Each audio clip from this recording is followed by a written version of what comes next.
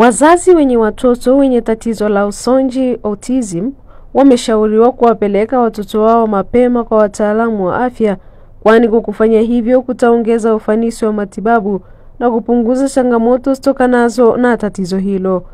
Wito huo umetolewa na daktari wa mazoezi tiba na viungo Kelvin Moshi kutoka katika shirika linalohudumia watoto na vijana wenye matatizo ya akili ili waweze kujitegemea Sibusiso, mara baada ya kutoa elimu ya masuala ya usonji kwa walimu na wanafunzi wa chuo cha ualimu Patandi kilichopo wilayani ya Rumeru mkoani Arusha.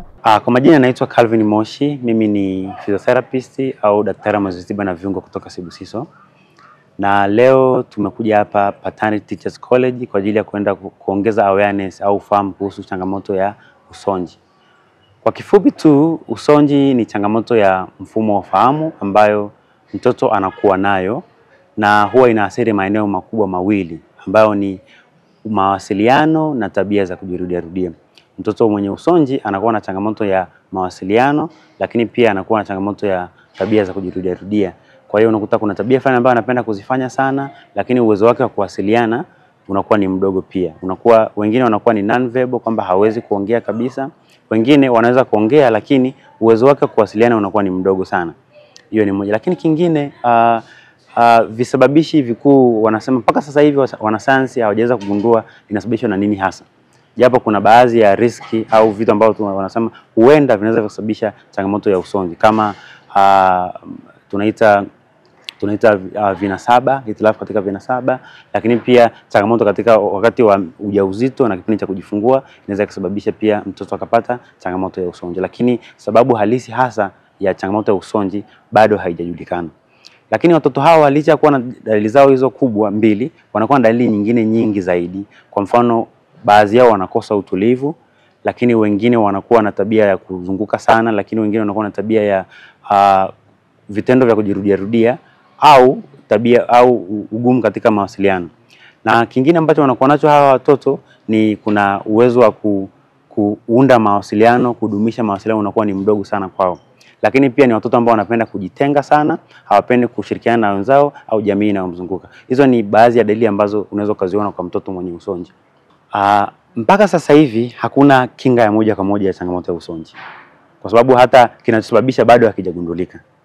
Kuna vitu ambavyo tunasema huenda vinapelekea, lakini hatuna ile moja kwa moja kwamba hiki ndio kinasababisha. Kwa hiyo huwezi kukinga kitu ambacho hujui kinasababishwa na nini. Kwa hiyo hakuna kinga ya moja kwa moja, bali kutokana na zile risk factor ambazo zinatokea wanasema kwamba endapo utapata mtoto maybe kabla ya kufikisha miaka 35 kwa mwanamke, chances za kupata mtoto mwenye changamoto zinakuwa zinapungua pia. Kwa hiyo inasaidia, lakini pia kufuata ushauri wa daktari kipindi cha ujauzito, kupata ushauri kipindi cha kujifungua na kuweza kuzuia zile tabia hatarishi au kuachana na tabia hatarishi inaweza kusaidia mtu akapunguza ile chance ya kupata mtoto mwenye changamoto. Tabia hatarishi ni kama zile ulevi wa kupindukia kipindi cha ujauzito, lishe duni na vitu kama hivyo. Unaweza kupelekea ukapunguza uwezekano wa kupata mtoto mwenye changamoto. Lakini haimaanishi kwamba ukifanya hivyo vitu vyote itasaidia kwamba hautapata mtoto mwenye changamoto. Unaweza kufanya vitu vyote hivyo na bado ukapata mtoto mwenye changamoto. Kwa hiyo tunasema inapunguza uwezekano wa kupata mtoto mwenye changamoto. Kama una mtoto au una ndugu ambao unaona kabisa ana hizi dalili nilizozitaja za usonji, kitu cha kwanza unatakiwa kufanya ni kwamba kufuata ushauri au kupata wataalamu.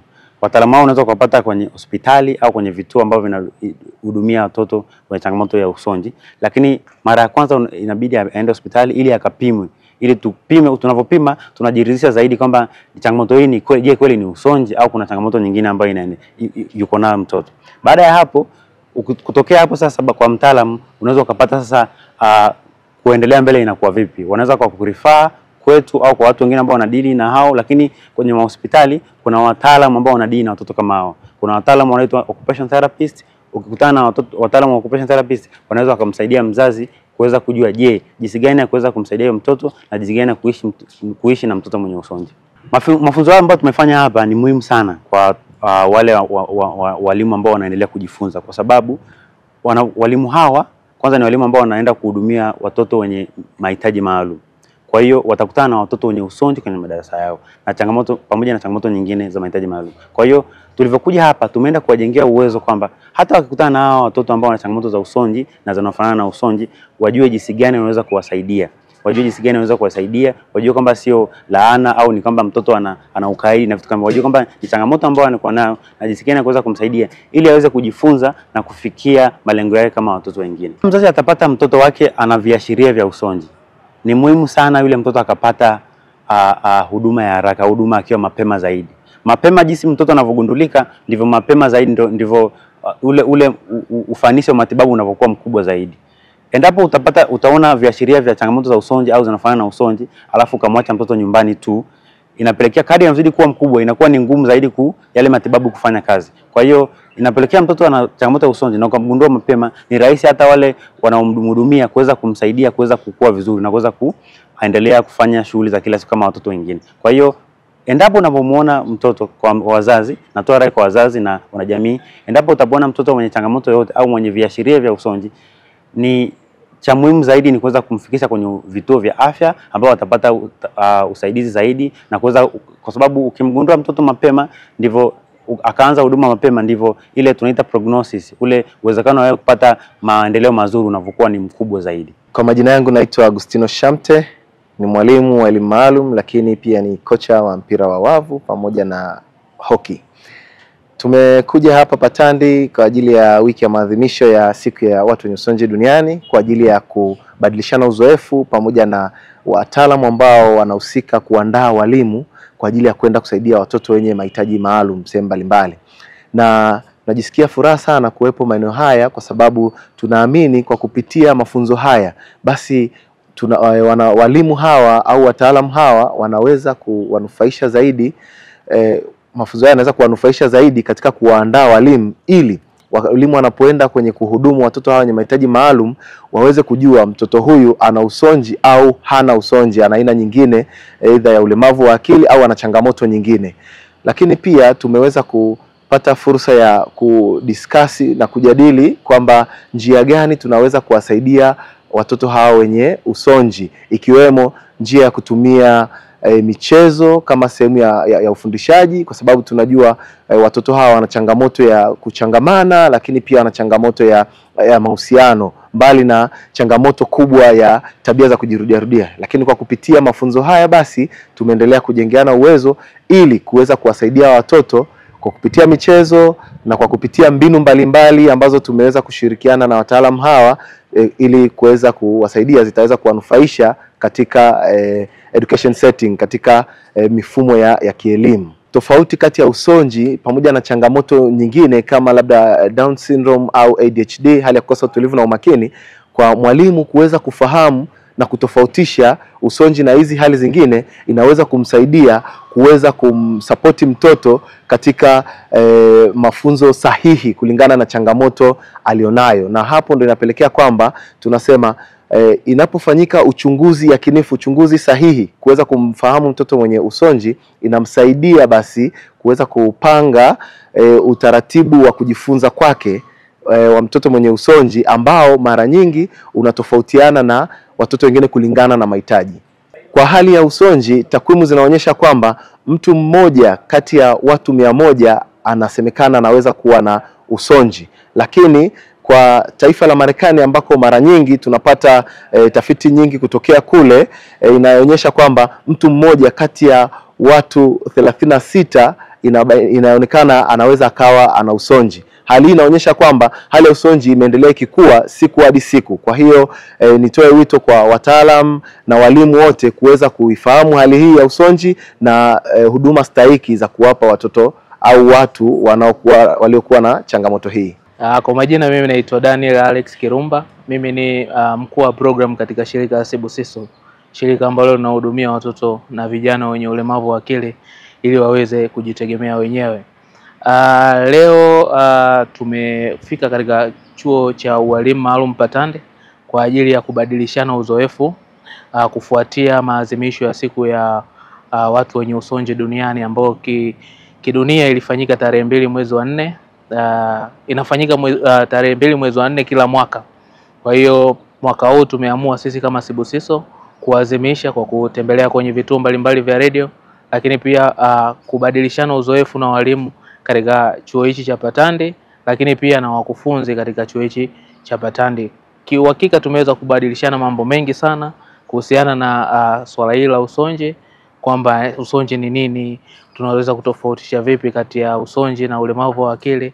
Lakini pia mzazi anapomwona mtoto mwenye labda jazba au mtoto mtukutu, asizani moja kwa moja kwamba ni usonji. Kwa hiyo tumeweza kubadilishana mambo mengi sana na ilikuwa wakati mzuri sana kwetu. Kwa hiyo natoa rai kwa vyuo vingine ambavyo vinakadaia ualimu waweze pia kushirikiana pamoja na shirika la Sibusiso, ili pale inapohitajika elimu ya masuala mazima ya watu wenye ulemavu, kwa sababu sasa hivi serikali inahamasisha elimu jumuishi na hata walimu waliopo katika kozi mbalimbali za ualimu wanahamasishwa kusomea swala zima la elimu jumuishi, kwa sababu ni eneo ambalo limeshika kasi sana, na eneo la ulemavu ni eneo ambalo limeshika kasi sana. Kwa hiyo kupitia masomo haya ambayo tunayatoa sisi kama Sibusiso, au ujuzi huu ambao tunabadilishana na wenzetu ambao wanasomea masuala ya ualimu, tunaamini kwa namna moja ama nyingine wakienda kule kwenye maeneo yao ya kazi, kule shuleni, kama ni shule ya serikali au ni shule binafsi, basi kwa namna moja ama nyingine itasaidia katika swala zima la kuwatambua hawa watoto, lakini pia kutumia mbinu ambazo tumeshirikishana ili kuweza kuhakikisha kwamba hawa watoto wanapata elimu stahiki kulingana na miongozo ambayo imewekwa na serikali yetu ya Jamhuri ya Muungano wa Tanzania. Tumeamua kuadhimisha siku ya usonji kwa namna hii.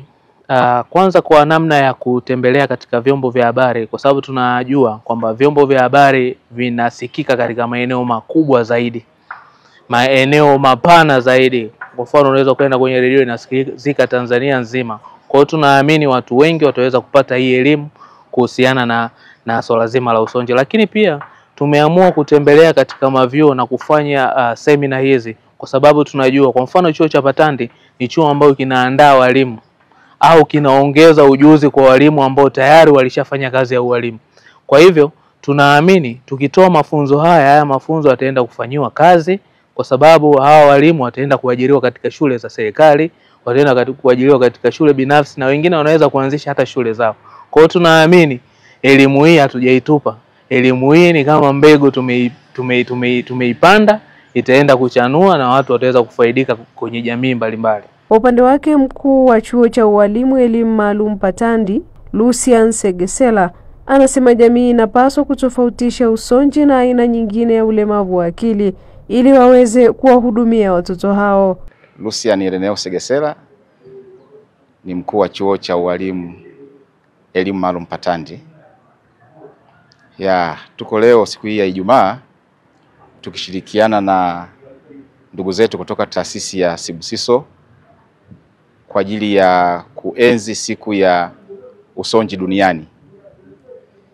Kimsingi siku hii huwa inaadhimishwa siku ya tarehe 2, lakini kutokana na majukumu na uratibu tulioufanya sisi katika taasisi mbili tukaamua tuifanye siku hii ya leo. Kwa hiyo leo wana Sibusiso wamekuja chuo cha walimu Patandi kwa ajili ya kushiriki pamoja kuienzi siku hii ya leo kupitia kupeana elimu na uelewa wa masuala ya usonji na kupeana mbinu mbalimbali za kuweza kuwasaidia watoto na watu wenye usonji kwa ajili ya kuwawezesha kuweza kumudu na kuishi katika maisha yao bila shida yoyote. Kimsingi ndugu mtangazaji, mafunzo kama haya ni muhimu sana kwa taasisi yetu na wanajamii kwa ujumla. Sisi chuo cha walimu Patandi tunaandaa walimu wataalamu watakaoenda kuwafundisha watoto wenye mahitaji maalum katika shule mbalimbali. Sasa hawa walimu tunaowaandaa sisi lazima wawe na uelewa wa kutosha kuhusu maeneo mbalimbali yanayohusu watu wenye mahitaji maalum ikiwemo usonji. Kwa hiyo hawa wa Sibusiso walivyokuja kwetu, manake imekuwa ni nafasi nzuri sana kwa ajili ya kuja kusaidia kuwapa uelewa wanachuo wetu kuweza kufahamu masuala mazima yanayohusiana na usonji, kwa maana ya kwamba wanachuo wetu lazima pia waelewe kuhusu maana ya usonji ili wasiweze kuchanganya dhana ya usonji na mambo mengine, kwa sababu jamii imekuwa ikichanganya usonji na ulemavu wa akili, inachanganya usonji na pengine kusema si watoto watukutu, lakini kumbe vitu hivi ni tofauti. Lakini pia kama utamfahamu mtoto mwenye usonji, huwezi kumfahamu tu hivi hivi kwa kuangalia. Lazima uwe na mbinu stahiki na uweze kujua viashiria vya mtoto mwenye usonji.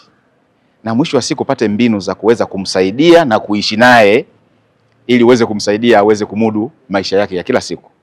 Sasa ndo umuhimu wa mafunzo haya ambayo wenzetu wa Sibusiso wamekuja chuo cha walimu Patandi kwa ajili ya kubadilishana uzoefu kati ya wao na wataalamu wakufuzi wa chuo cha walimu Patandi, lakini uelewa huu pia umeweza kupelekwa kwa wanachuo wetu wanaosoma mafunzo ya ualimu mwaka wa pili na mwaka wa kwanza.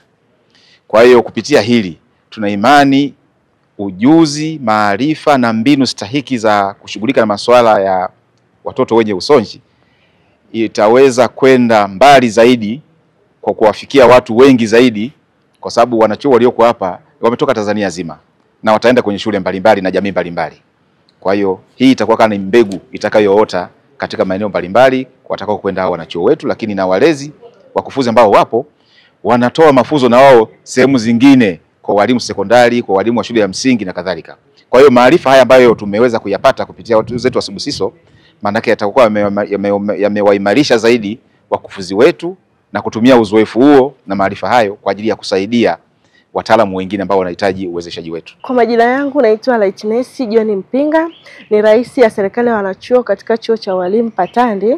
Leo tumebahatika kuwa na wataalamu na madaktari kutoka kituo cha Sibusiso hapa Arusha.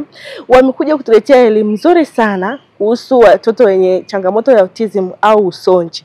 Tumejifunza mengi na tumefaidika sana na uwepo wao katika chuo chetu kwa siku ya leo, kwani sisi kama walimu tunajifunza namna ya kuwafundisha wale watoto wenye changamoto ya usonji au autism, lakini wenyewe wanaishi na wale watoto, wanakutana na zile changamoto na wanajua namna gani ya kuzikava. Mfano, watoto wenye matatizo ya autism au usonji wanakuwa na ile hulka ya hasira ya mara kwa mara au jazba. Sasa tumejifunza kwamba ni namna gani tunaweza tukawa control wale watoto, na pia tumepata mbinu mbalimbali ambazo kama walimu zitatusaidia sisi namna ya kuwafundisha. Na tutambue kwamba autism au usonji sio ugonjwa, ni hali tu mtoto anakuwa naye, na hali hiyo inatokana na kuzaliwa nayo, ni hitilafu katika mambo ya genetics.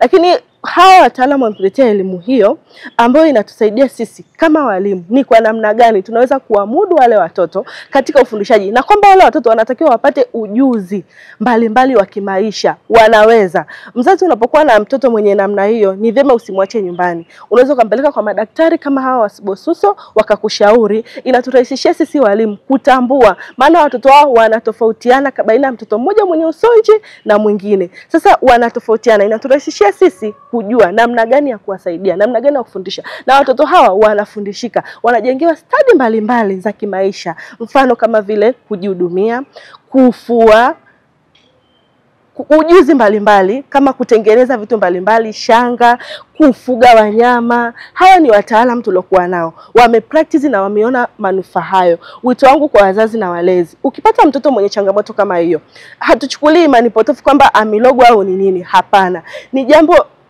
kwanza ni kama baraka vile, kutokana na maana ya Sibusiso tulioipata kutoka kwao, ni bless.